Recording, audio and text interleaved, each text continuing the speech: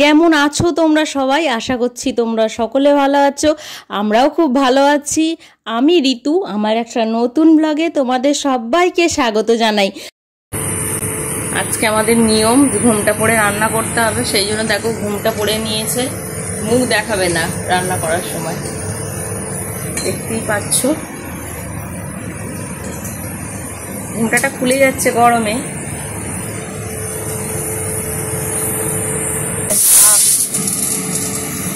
এখানে বেগুন ভাজা, এখানে পটল ভাজা, এখানে ডাল, আর এখানে একটা ছোট্ট পাখা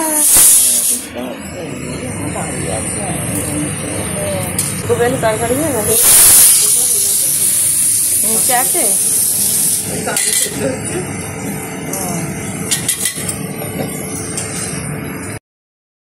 জামাই ষষ্ঠীর যে রান্না বান্নার ব্লগটা আজকে দিচ্ছি আমি। আজকে মা সকালবেলায় ঘুম থেকে উঠে চান করে নিয়েছে। চান করে নিয়ে মায়ের জামাইয়ের জন্য দেখো কত রকমের আয়োজন করেছে। 5 রকমের ভাজা, শাক ভাজা, সব কিছুটা করেছে জানো তো। খালি মাংসটা আজকে হয়নি সকালবেলা, কারণ কি বলো তো, এত কিছু রান্নার পর আর মাংস করার সময় ছিল না। স্বরূপের তো ডিউটি ছিল, ছুটি ছিল না, তো সেই জন্য 9টার মধ্যে সব কিছু রান্না কমপ্লিট করে ওকে দিয়ে দিতে হয়েছিল। আর আজকে যেহেতু জামাই ষষ্ঠী, সেই জন্য মা, শাশুড়ি মা সবাই আজকে নিরামিষ খাবে। তো আঁশ কোনো কিছু খাবে না, ভাতও খাবে না, কারণ সবাই ষষ্ঠী করে। তো যাই হোক, সেই জন্য দেখো ফুলকপির তরকারিটা নিরামিষে করা হচ্ছে। এখনও আঁশের কোনো কিছু এখানে ঠেকাঠেকি করানো হয়নি। আর এখানে দেখো আমি চাটনিটাও বসিয়ে দিয়েছি একদিকে, আর একদিকে আমি তরকারিটাও করে নেবো। ফুলকপিটাকে আগে মা সিদ্ধ করে নিয়েছে। আমি কিন্তু ফুলকপি সিদ্ধ করি না খুব একটা, ফুলকপি ডাইরেক্ট ভেজে নিই, কিন্তু মা আবার সিদ্ধ করে যেহেতু, সেই জন্য মায়ের মতন করেই করছে আজকে রান্নাটা, কারণ রান্নাটা তো মাই করে দিচ্ছে। তো যাই হোক, দেখো এখানে শাক আবার ভেজে নিচ্ছি, এইদিকে ফুলকপির তরকারিটা ওদিকে বসিয়ে দিয়েছি। আর সকাল থেকে উঠে থেকে না দুজনে মিলেই এই রান্নার কাজে লেগে পড়েছি, তো আর চাটা খাওয়া হয়নি, সেই জন্য মাথাটাও খুব ধরে গেছে জানো তো। আর রাত্রিবেলা না অনেকটা রাত্রি হয়ে যাচ্ছে শুতে। মা যেহেতু আছে, তো গল্প করতে করতে না অনেকটা রাত্রি হয়ে যাচ্ছে শুতে জানো তো। তো যাই হোক, আজকে তো এত রান্না বান্নার জোগাড়, সেই জন্য কি বলতো সকাল সকাল ঘুম থেকে উঠে পড়তে হয়েছে, চানটাও করে নিতে হয়েছে। তো এইখানে দেখো মায়ের, আমার আর শাশুড়ি মায়ের 3জনকার চা আমি ঢেলে নিয়েছি। 3জনে মিলে বসে একটু চাটা খেয়ে তারপরে আবার রান্নার কাজে হাত দেবো। এই বছরে আমি মাকে বারণই করেছিলাম যে জামাই ষষ্ঠী করতে হবে না, অনেক বছর ধরে তো করছো, একটা বছর নাই বা করলে। বারণ করার একটাই কারণ, সেটা হচ্ছে বাবার খাওয়ার অসুবিধে। মা এখানে বেশি দিন থাকলে না বাবা হোটেলে খায়, সেই জন্য কিনে কিনে খেতে হয় বলে আমি বারণ করছিলাম। তো একটা জামাই শুনবে না কথা। তো দিভাই তো গেল।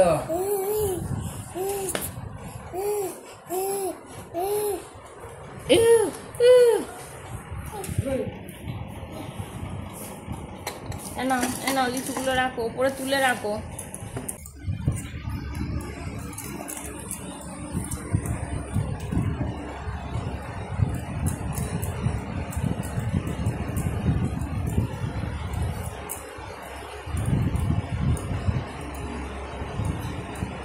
দানাটা কোথায়? দানা ফেলে দিয়েছো?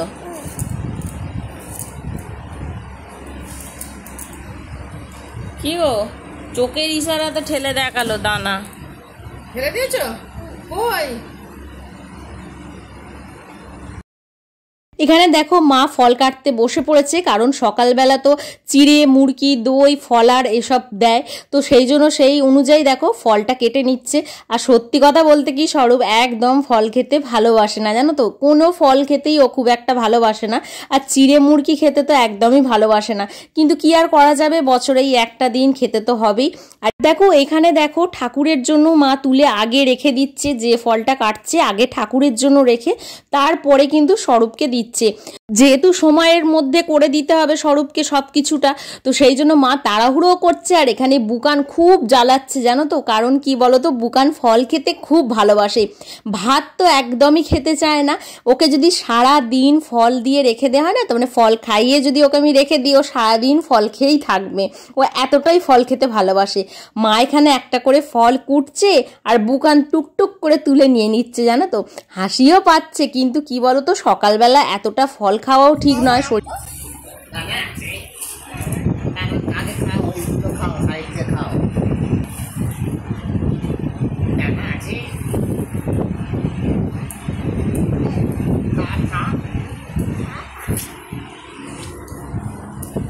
তোমাকে আর লিচু তোমাকে আর খেতে হবে না, তোমার লিচু খাওয়ার দরকার নেই। তুমি দানাটা খাও।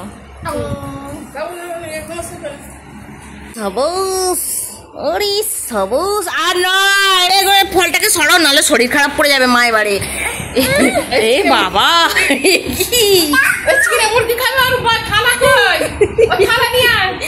এ বাবা, তুমি ফলটাকে সরাও।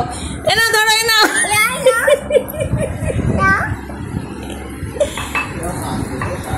দাঁড়াও দাঁড়াও, ওরা দাঁড়া। কি জ্বালাতনে পড়েছি রে বাবা, এ কি জ্বালাতন, একদম কথা শুনছে। আর ফলটা পুজো হবে তো, এই যে পুজো হবে, ফলে পুজো হবে। ওই দেখ, ওই দেখ পুজো হবে, দেখ পুজো হবে ফলটা। ওই দেখ কি সুন্দর গুছিয়েছে, দেখ দেখ। ও পড়ে দিতে হবে এবার আস্তে আস্তে ও পড়ে দিতে হবে। আমি কি দেখাবো তোমাকে, দাঁড়াও বাবা, একে ধরো না তুমি, তোমার কামড়ে নিচ্ছে। একটু উপরে দিই, ভালো লাগে।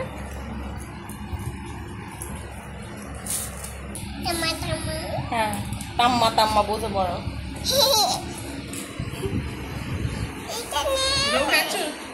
সব দিয়েছে, নাও। এটা গোবিন্দকে দিয়ে দাও, বাবানের তো ওটা, বাবানের নাম করে দিচ্ছে।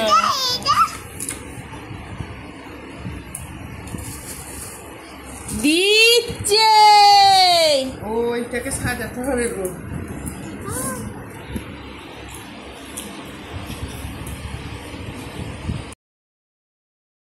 আর জামাই ষষ্ঠীতে জামাইয়ের জন্য মা যেমন সুন্দর করে সাজিয়ে গুছিয়ে দেয়, দু নাতনিকেও কিন্তু সাজিয়ে গুছিয়ে এরমভাবেই খেতে দেয়।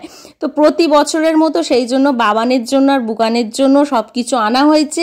সব কিছু মা সাজিয়ে দিয়ে দেবে। বুকান তো এত কিছু খেতে পারবে না, সেই জন্য ওকে কম করেই দেয়া হয়েছে, যাতে বসে একটু খায়। কিন্তু ওর নিজের খাবার একদমই পছন্দ নয়, সেই ওর পাপার খাবারটাকে নিয়েই ও খাবে। তো দেখো কি সুন্দর লাগছে বলো, তো বেশ ভালো লাগছে জানো তো। এই সমস্ত কিছু অনুষ্ঠান থাকলে না বেশ ভালো লাগে। মা কিন্তু আমার জন্য সব কিছু জোগাড় করে জানো তো, শুধু যে জামাইয়ের জন্য করে এমনটা কিন্তু নয়, আমার জন্যও করে।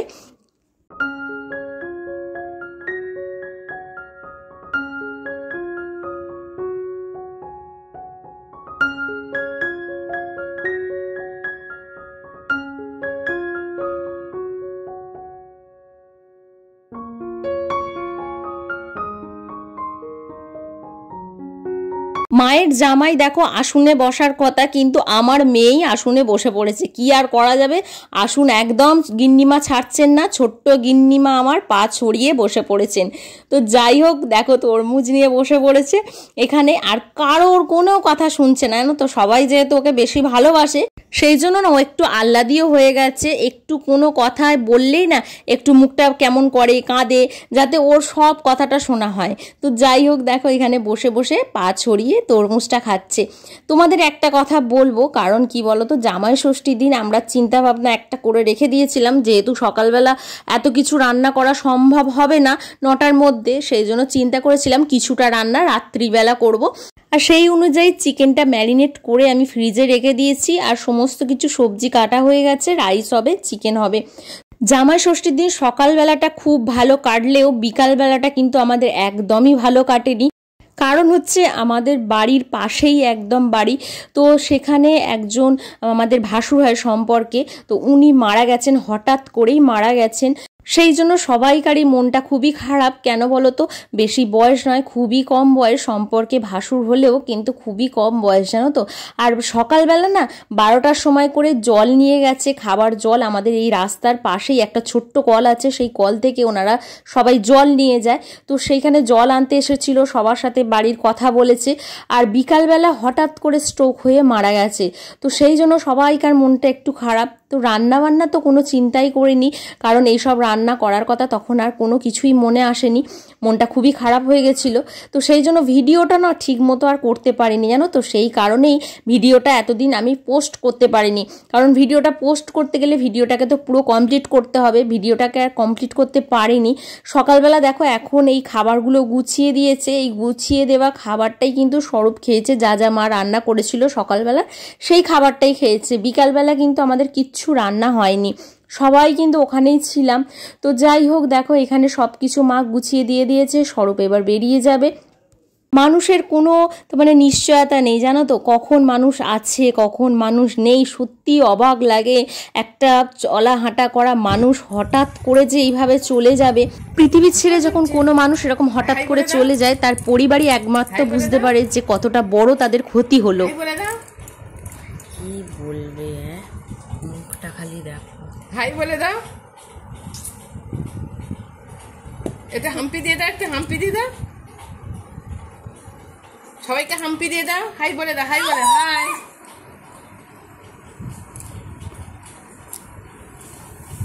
ও ভদু, ভদু, ভদু কেন হাসছে দেখো, ভদু, ভদু, ভদু, তুমি কি সেজেছ, কি সেজেছ, আমি কি। এই যে ভিডিওটা দেখছো, এই ভিডিওটা কিন্তু বেশ 2-3 দিন পর আমি শ্যুট করতে পেরেছি, সেদিনকে আর ভিডিও কোনো শ্যুট করিনি। তো যাই হোক ছোট্ট সোনা মাকে দিয়ে আজকে শেষ করলাম, দেখতেই পাচ্ছ ওর দুষ্টুমিটা। তো আজকের মতো এখানেই শেষ করছি, পরের আবার নতুন একটা ভিডিও তোমাদের সাথে দেখা হচ্ছে। আজকের মতো টাটা।